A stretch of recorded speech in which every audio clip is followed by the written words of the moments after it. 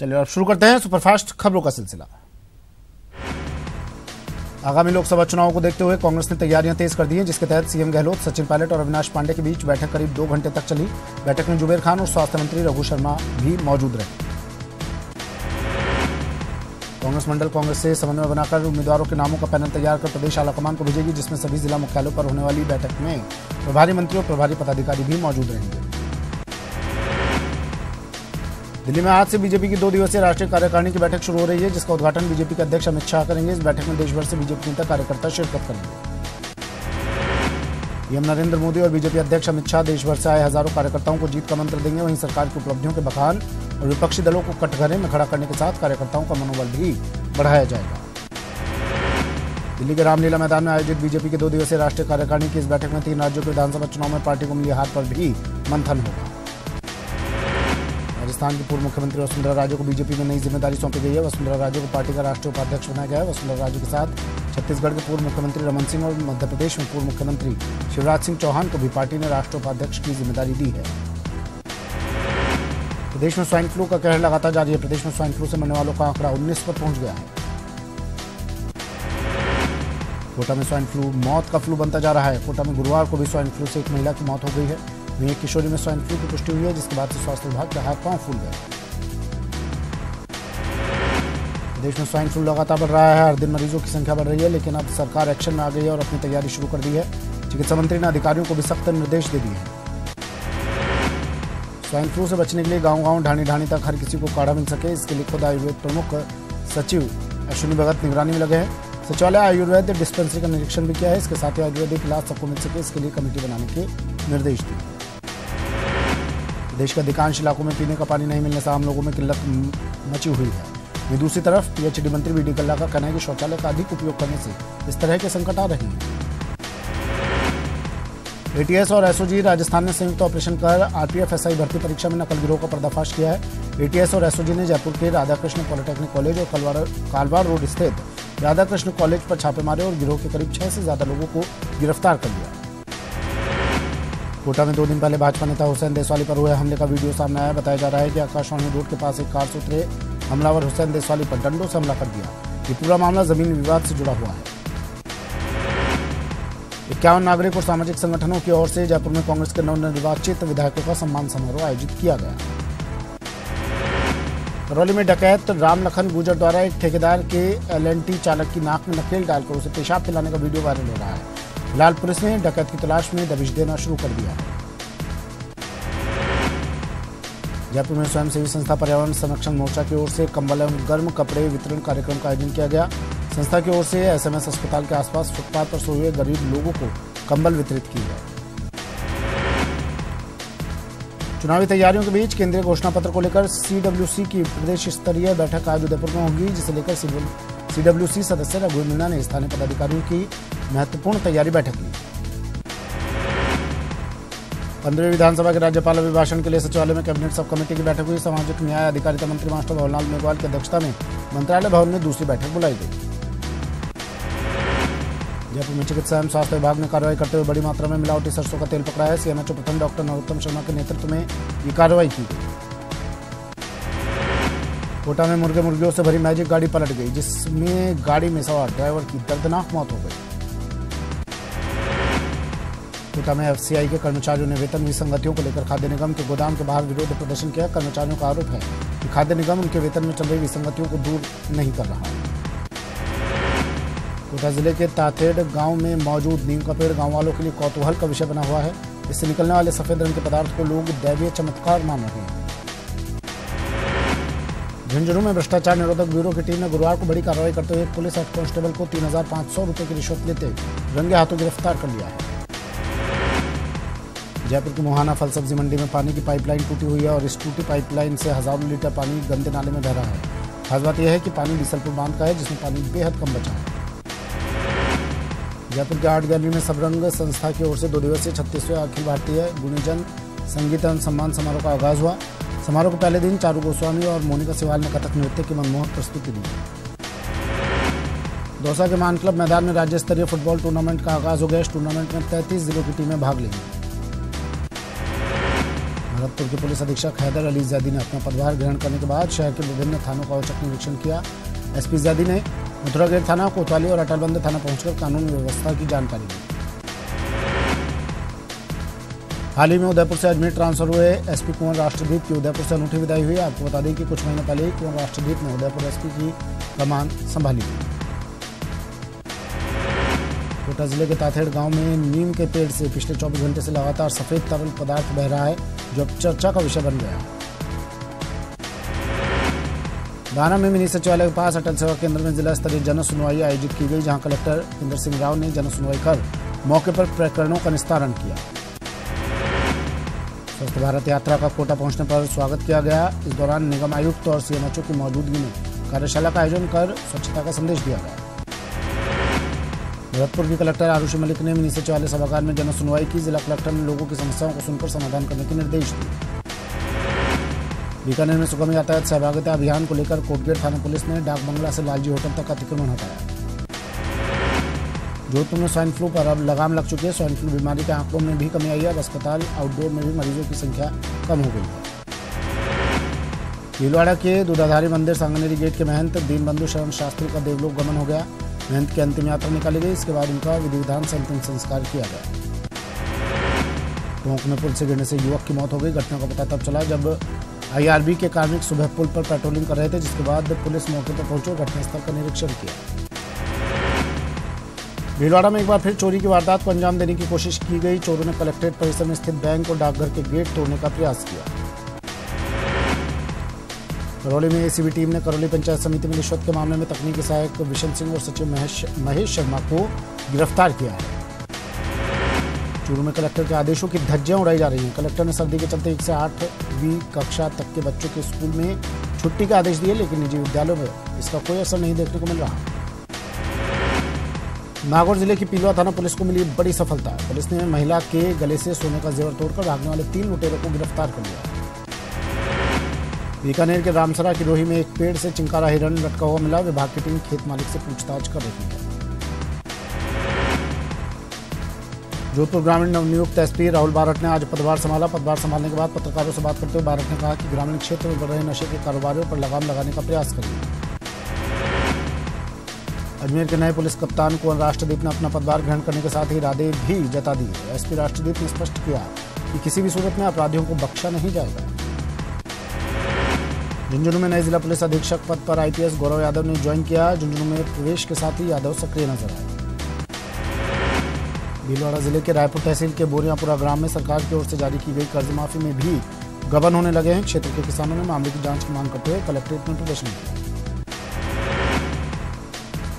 राष्ट्रीय पोलियो अभियान के तहत 3 फरवरी को पोलियो की खुराक बच्चों को देने की तैयारियों को लेकर भीलवाड़ा के महात्मा गांधी चिकित्सालय परिसर में कार्यशाला का आयोजन किया गया। भीलवाड़ा जिला कलेक्टर राजेंद्र भट्ट ने गुरुवार को संपर्क समाधान शिविर के तहत जिला स्तरीय जन सुनवाई पुनः प्रारंभ कर दी। अलवर शहर में दुकानों के बाहर सड़क पर पड़े मटेरियल उठने वाली धूल मिट्टी से परेशान स्थानीय दुकानदारों ने गुरुवार को सड़क मार्ग पर जाम लगा दिया। चित्तौड़गढ़ जिले के नए पुलिस कप्तान अनिल कायल ने पहली बार जिले के सभी पुलिस अधिकारियों की बैठक लेते हुए कानून एवं शांति व्यवस्था बनाए रखने के संबंध में आवश्यक दिशा निर्देश दिए। अजमेर जिले के पिसांगन थाना इलाके में एक दलित नाबालिग बच्ची के साथ गैंगरेप का मामला सामने आया। आईजी संजीव नार्जरी की दखल के बाद मामले को दर्ज किया गया। डूंगरपुर के सागवाड़ा क्षेत्र की ग्रामीण सहकारी समितियों द्वारा किसानों की कर्ज माफी में गड़बड़ी की जांच के लिए सहकारिता विभाग की एक जांच टीम डूंगरपुर पहुंची। बीकानेर शहर से सटते सुजान देसर गांव में गंदे पानी का फैलाव इतना हो गया कि लोगों का जीना मुश्किल हो गया है। लोग घर छोड़कर दूसरी जगह पलायन करने लगे। डूंगरपुर जिला कलेक्टर चेतन राम देवड़ा के निर्देश पर गुरुवार को 10 अलग अलग टीमों ने टिहरी विभाग की ओर से संचालित 52 हॉस्टलों का निरीक्षण किया। सिरोही जिले में 3 स्वाइन फ्लू के मरीजों की पुष्टि के बाद चिकित्सा विभाग ने जिले में अलर्ट घोषित कर दिया है। खेल राज्य मंत्री बनने के बाद पहली बार बूंदी जिले में हिंडौली क्षेत्र के गांव में जन सुनवाई करने पहुंचे मंत्री अशोक चांदना ने गुरुवार को रघुनाथपुरा गांव में मंत्री आपके गांव कार्यक्रम की शुरुआत की। नागौर जिला मुख्यालय स्थित हजरत सूफी हमीदुद्दीन नागौरी का 767वें उर्स का समापन हुआ। शाम को कुल की रस्म के साथ ही उर्स की समाप्ति हुई। बूंदी में कलेक्ट्रेट परिसर स्थित अटल सेवा केंद्र पर जिला स्तरीय जन सुनवाई का आयोजन किया गया, जिसमें कलेक्टर रुक्मणी रियार ने जन सुनवाई कर परिवादियों को राहत प्रदान की। पर्यावरण संरक्षण के साथ सामाजिक विकास की अवधारणा को लेकर देश भर के 300 से अधिक भूगोल विषय के शोधार्थी 3 दिन के लिए विविध विषयों पर मंथन के लिए चित्तौड़गढ़ में इकट्ठा हुए। भीलवाड़ा जिले के चाड़ा की झुमपड़िया में एक सप्ताह पहले लापता हुए युवक का शव गुरुवार को ओराई बांध की नहर के पानी में बरामद हुआ। मोदी सरकार द्वारा पेश किए गए सवर्ण आरक्षण बिल लोकसभा और राज्यसभा में पास हो जाने पर दौसा में सवर्ण समाज के लोगों ने खुशी व्यक्त की। भीलवाड़ा में इनकम टैक्स की स्थानीय टीम ने गुरुवार शाम शहर के एक फर्नीचर व्यवसायी के 2 ठिकानों पर छापा मारा।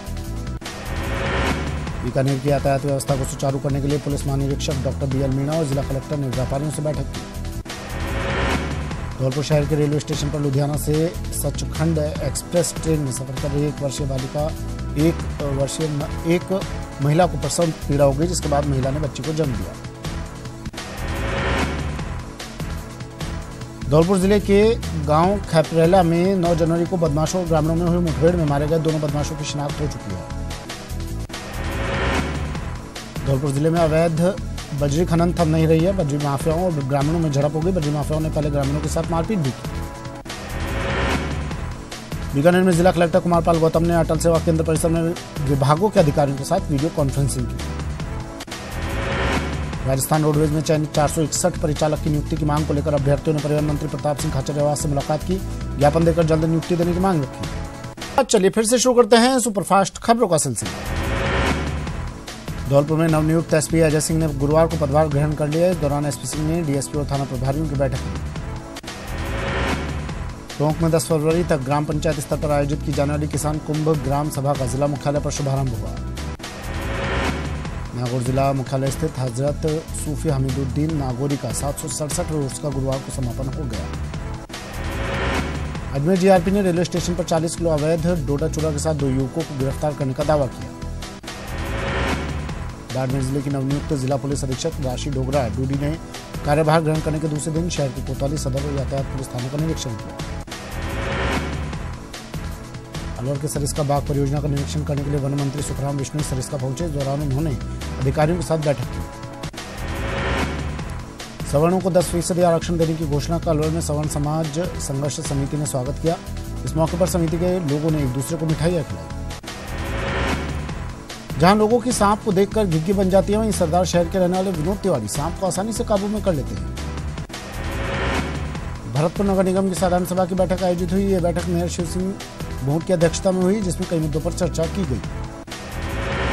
करौली के नए पुलिस अधीक्षक प्रीति चंद्रा ने कार्यभार संभाला। इसके बाद एसपी ने जिले के सीओ और थानाधिकारी से मुलाकात की।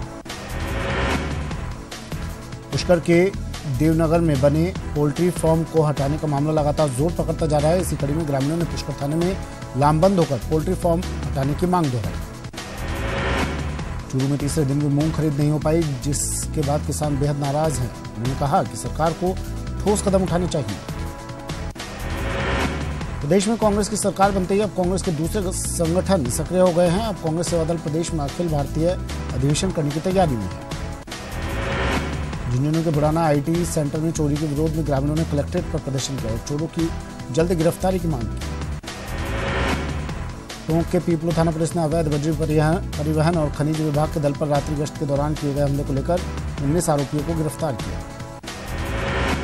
केंद्रीय जांच एजेंसी के डायरेक्टर पद से आलोक वर्मा को हटा दिया गया और उन्हें हटाने का फैसला प्रधानमंत्री नरेंद्र मोदी की अध्यक्षता में आयोजित चयन समिति की बैठक में हुआ।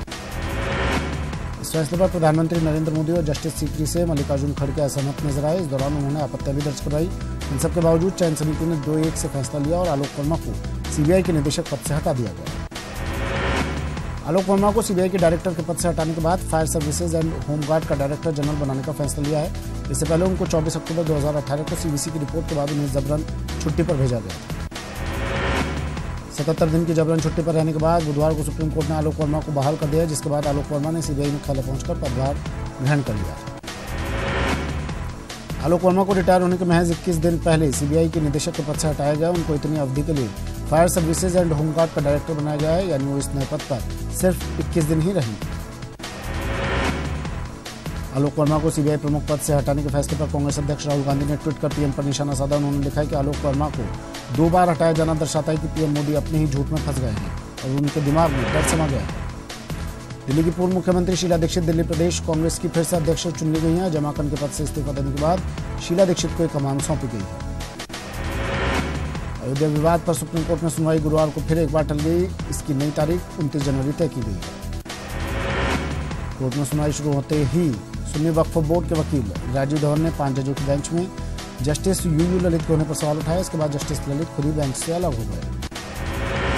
गुरुवार को आयोजित जीएसटी काउंसिल की बैठक में वित्त मंत्री अरुण जेटली ने छोटे कारोबारियों को राहत की खबर दी है। उन्होंने कहा कि कारोबारियों को अब 40 लाख रुपए तक के एनुअल टर्नओवर पर ही रजिस्ट्रेशन कराना होगा।